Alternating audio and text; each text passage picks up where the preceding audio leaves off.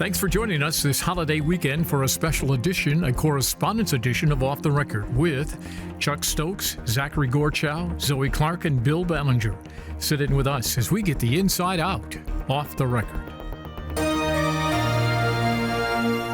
Production of Off the Record is made possible in part by Martin Waymire, a full-service strategic communications agency, partnering with clients through public relations, digital marketing, and public policy engagement. Learn more at martinwaymire.com. And now, this edition of Off the Record with Tim Skubick. Thank you very much. Welcome back to Studio C. We are recording on Monday, so all the major events that happened after 8 o'clock this morning that you don't hear us talk about on Friday, that's the reason why. Does that make sense? Okay. Eating our weight in mashed potatoes. Yeah. Exactly. All right, so Z, we have new polling data, and Joe Biden's not doing too well in Michigan. Yeah, so this is new polling that we just got over the weekend, and it Bernie Porn, yep. And we should say, I mean, we have been seeing polling over the past few weeks that, you know, it's really made some headlines, particularly in battleground states. So I don't think we should be necessarily shocked by this newest polling. The other thing I will mention is we're 359 days, or depending on when we're saying, you know, we're taping and counting away from the election. And what Biden supporters will say is look back to where Obama was in 12, and that this is not super unsimilar to where he was, and that we still have a year to go and they need to ramp up. But certainly it is warning signs or red sirens going off, depending on how you want to read it. 46% for Trump, 41% for Mr. Biden. That's beyond the margin of error. Z, your numbers? Trump is getting his number, 46. You can put it in the book. He's going to come in somewhere around, presuming he's the nominee, 47, 48, 49%. That's going to happen. Biden has not consolidated his base. There's a yearning. It's not consolidated. He's losing it. No. The Democratic base. He right now, he's not getting the numbers he should, and he eventually will, because there's this yearning among a pretty decent segment of the Democratic Party for someone else. They're looking at President Biden's age. They're looking at that kind of center-left mode that maybe is a little more center than they'd like, and they'd like to see someone new. But eventually, if it is Biden versus Trump, 8-9 months from now, they're coming home, and we're going to have another close race. I agree with all that I've heard. I have the utmost respect for Bernie and Epic MRA, but polling is a snapshot in time. Yeah. A year from now, so many different things can affect this race. And keep in mind that I think the electorate is not focused in terms of this is definitely Biden, definitely against Trump, or this is definitely Biden, definitely against Nikki Haley or someone else. There's still a lot going on over on the GOP side. They've got to sort it out. They've got to get through Iowa, all these things. I think when the public gets focused in on here are the two, then I think they start trying to decide who am I for, who am I against? Billy, the troubling number for the Ds is independent voters. This is not even close. 45-18 in favor of Mr. Trump, 38%, however, undecided. Right. Well, also, doesn't this poll show Haley beating Biden 47-36? Yes, exactly. It's kind of interesting. Look, independents are obviously unhappy with Biden. A lot of Democrats are unhappy with Biden.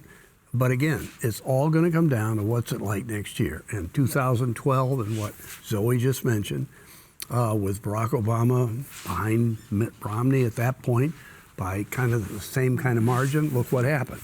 So honestly, this is virtually meaningless, but pollsters do what they have to do. I mean, don't you earn a living getting money from people who commission you to do a poll? Let's be honest here. It is the Monday before Thanksgiving. That's right. We got nothing going on, Billy. One thing to remember, Trump has always done better when he's more in the shadows and not out front and the focus of things. And he has stayed out of the debates.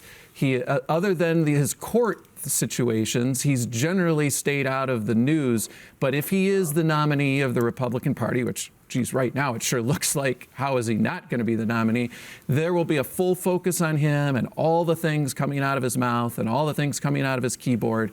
And that will change the dynamic. This is just nowhere near close enough to the election to really have a good sense that being said, there is Democratic concern about President Biden. There has been for a long time about whether he's up for another run. Well, if there is a drumstick in this for Mr. Biden, it is the 44% who say they are less likely to vote for Mr. Trump if he's in the slammer, if he's had major convictions. Now, that's a roll of the dice, but, I mean, you grasp onto whatever you can. Well, and that's something that, particularly on the GOP side, they're going to have to decide. And I think a lot of the GOP moderates and those who traditionally have adhered to what a quote-unquote the GOP is, if he's indicted, they're going to look at a real hard look at this and say, okay, you know, can I really cross that line? But we do agree that the 32% of Mr. Trump's base will go with him to prison. I agree. I agree with that. No matter what, and that's what Zach is saying, right? That group is just going to be there no matter what, and it's a little different for, you know, how Biden is. Let's bring up another pollster who I always really enjoy to think about his thinking about it is Rich Schuba, who not only will kind of look at these poll numbers, but then look at the enthusiasm, right? And where Democrats and Republicans, and I think that's also going to be something to really look for, because in 2020 there was so much enthusiasm among Democrats. I don't know that it was for Biden or was it a vote against Trump, right? And so what we'll have to see if Trump is the candidate is yet again come November 24, do Democrats again come out less about a vote for Biden and more voting against Trump? Isn't there also some number in there about job approval on Biden? Yes, but I can't remember what it is. It's in the dump. And that's 69? continued. Well, and that's continued. I mean, we've seen that. Oh, but there was some national polling over the weekend that's saying that looked like Trump and Biden both had somewhere about the, you know, similar. The Biden people can also take some relief in the Biden takes the college vote, 49 to 37, but everybody knows there are more non-college voters than there are college voters. So this race is not over. No.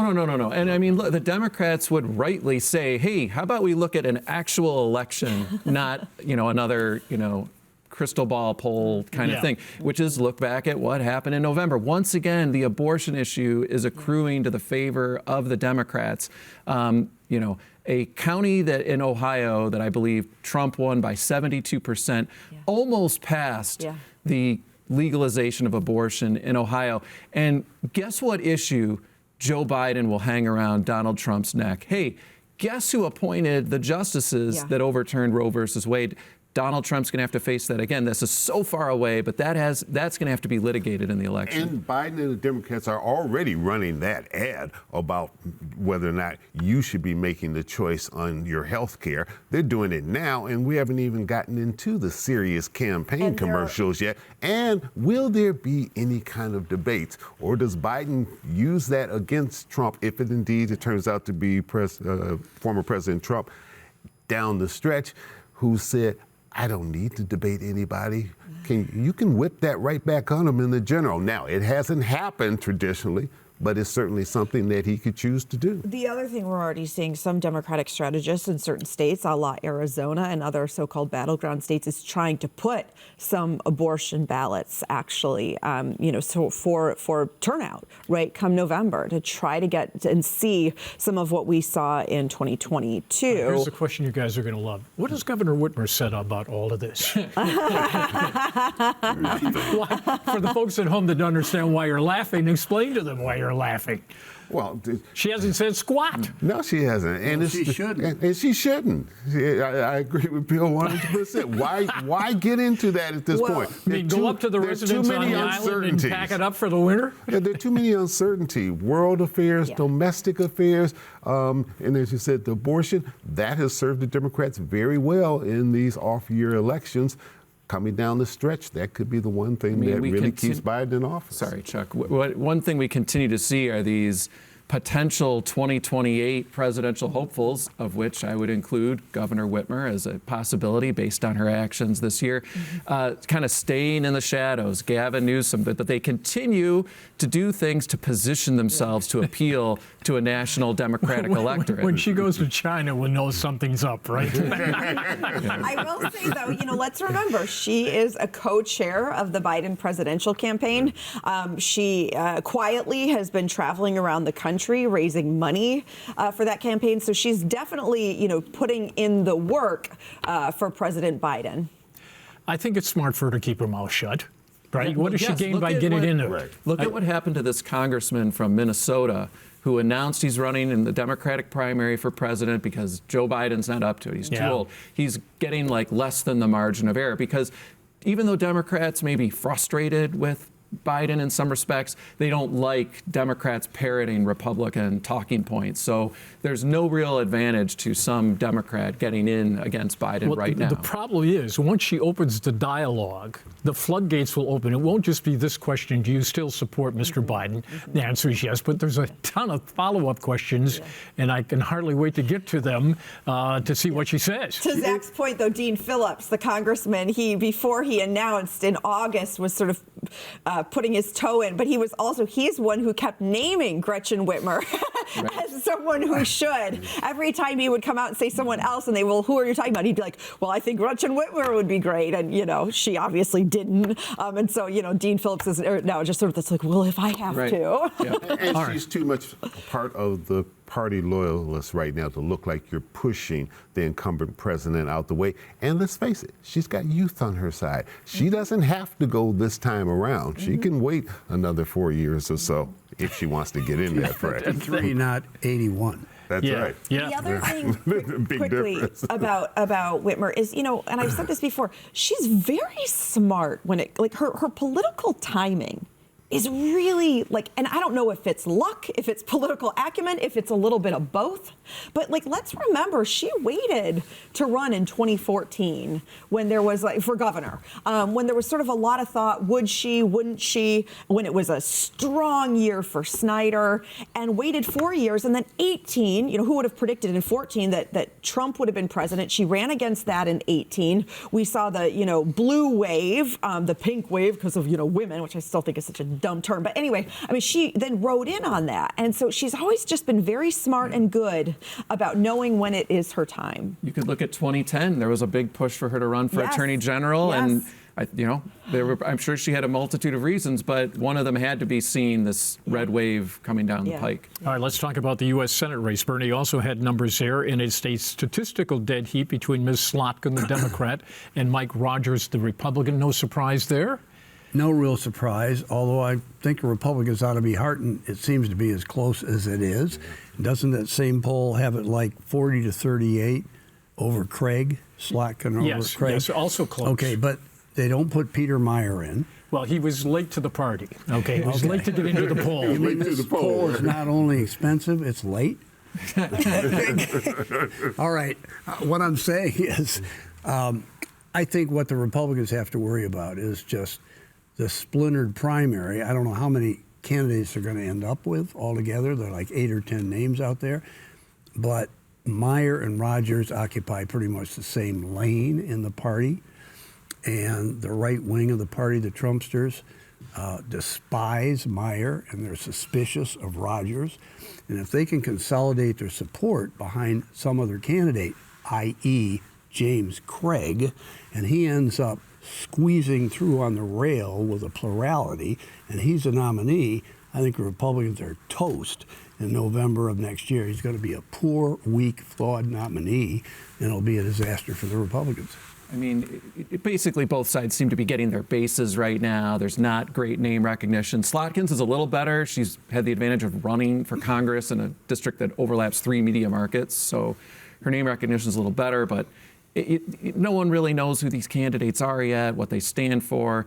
It's going to take time to see what happens. But I agree with Bill that the Republicans are facing, I think, what looks like a much more complex primary. On the Democratic side, Hill Harper is in the race, but his initial fundraising, I don't believe, is harnessing the quote-unquote Hollywood money that maybe was suspected. We know Alyssa Slotkin is a fundraising juggernaut, and right now, Hill Harper does not have the money to compete. The word on Hill Harper, unconfirmed, and rumor mills, which this town thrives on, is why does this guy run for Congress? Yeah, I've heard the same thing. Have you heard it? Yes. Yeah? Yeah. Well, What's the buzz in Detroit? Well, there is that, and he might have had a better shot at that. You think? But he probably waited a little too late right now to be able to jump It's over never there. too late, Chuck. Well, You know, that's- He considers Congress small potatoes. if I'm going to get into politics, I'm going big time. Well, I'm but going do for you want to eat brass the ring. potatoes or do you want to look at them on the table? He's going to end up looking at them on the table. Well, that's my point. But one thing that I think is potentially hurting him is that he didn't do it like the person he really admires, and that's former President Barack Obama. Barack Obama went into Chicago. He worked his way up. He did grassroots community stuff. He got in to the state legislature, then got into Congress, then got to the Senate. Now, granted, he didn't stay in any of those places long. He was like John Kennedy. Let's move, and let's move fast. But he did it those ways to give him credibility. Hill Harper right now, his credibility is bright, intelligent, well-educated, Hollywood star. You haven't proven your political link So yet. which one of the two seats down there does he run for if he were to think about getting in? Sri Tanadar or Mr. Lee? Well, I would say Sri Tanadar is his best shot. But he's got opposition there because you got a former state legislature who's gone in there and he's racking up endorsements. He is just. I mean, he's coming out with a laundry list of endorsements, and he's taking the fight to Tanadar. He's got a much tougher race over on the other side, and the money race is going to be. And he's working very hard to make sure that the African American community stays solidified between him and don't get somebody else like Hill Harper in this race, which could hurt me. And that message is resonating. Well, that's the reason that Tanadar got the nomination in the first place. He had 5 blacks who split the vote. So if you've got Ollier finally head on head with Tanadar, and all of a sudden Hill enters the race, that's not good. I think probably either one of them would still beat Tanadar. That's what I think. Well, we'll see. Mary Waters, at-large member of the Detroit City Council, is apparently circulating petitions to run against Sri Tanadar. That's the race where Adam Ollier is running. And again, that Sri Tanadar won the Democratic primary with something like 25% of the vote.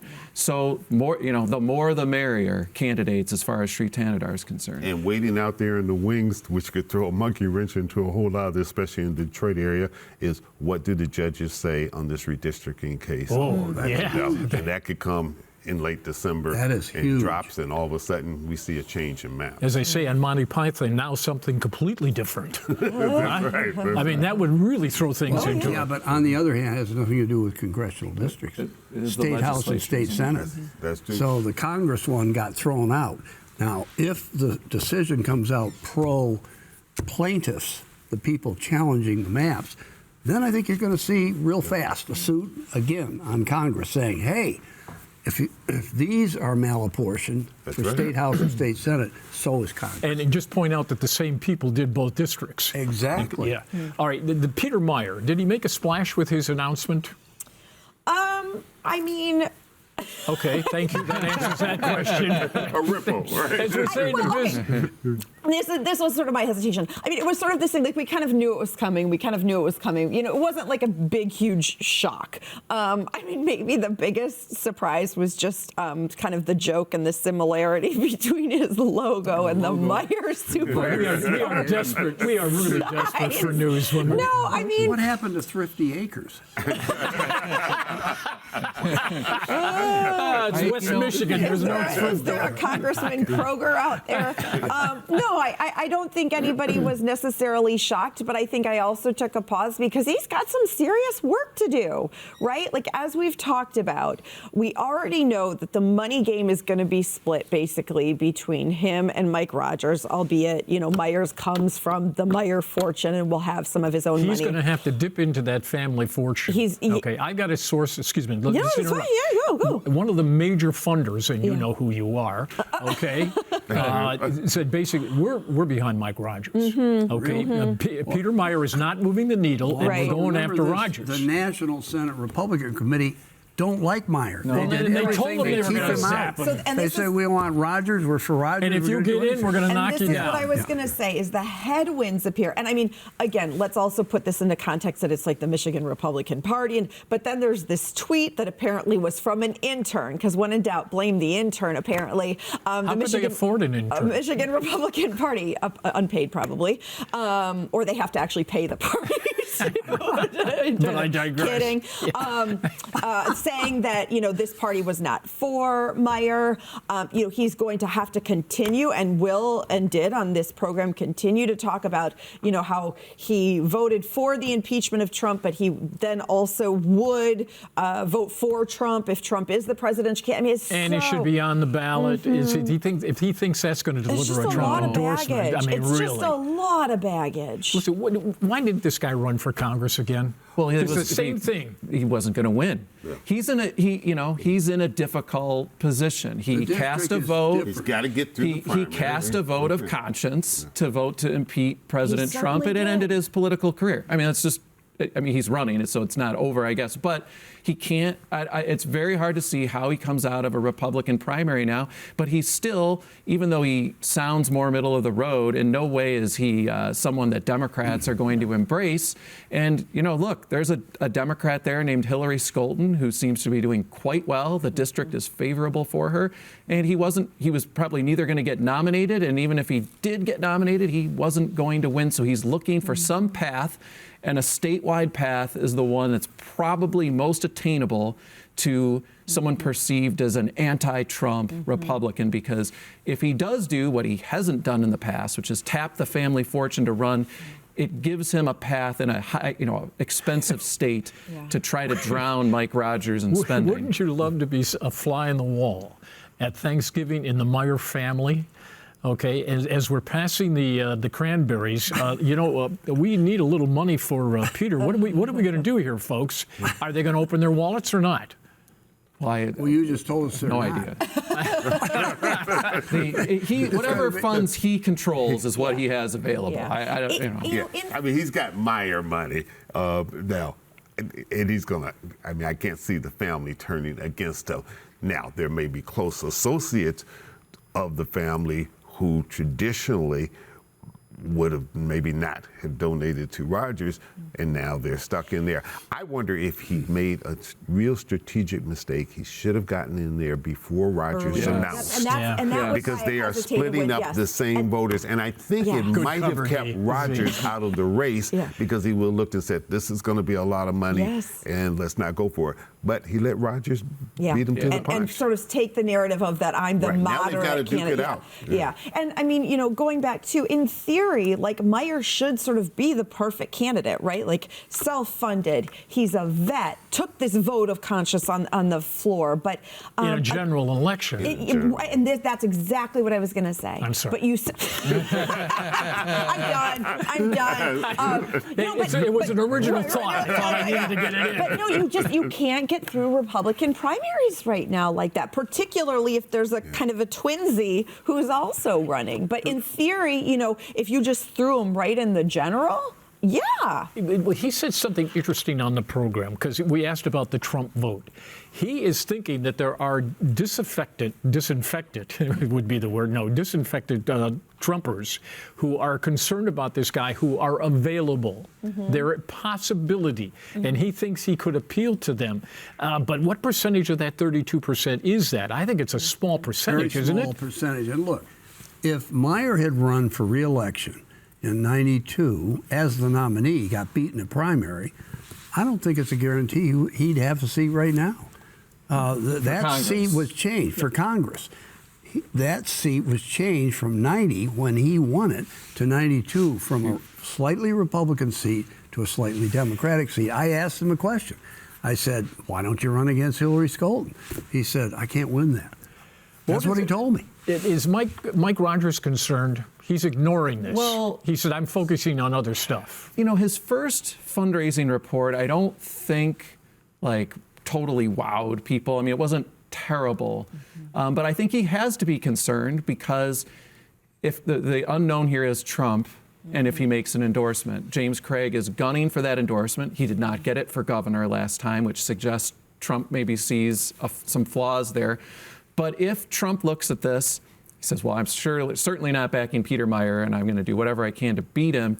We know there's maybe some friction there between the Rogers and the Trump world. Wasn't great. It didn't go well in the beginning. So if Trump says, well, James Craig is the one who's kissing the ring the most, and he endorses James Craig, I don't know if I want to say game, set, match, but it's going to be really hard for anybody to beat James Craig. Chuck, James Craig, is he home making phone calls? What is he doing? I haven't heard that he's doing a heck of a lot. Okay. He said mildly. 2 years ago he didn't. And I'm still trying to figure out who his base is. It would have to be the mega crowd. It is not African Americans, and it's not African Americans in Detroit. They know him, and they know him well.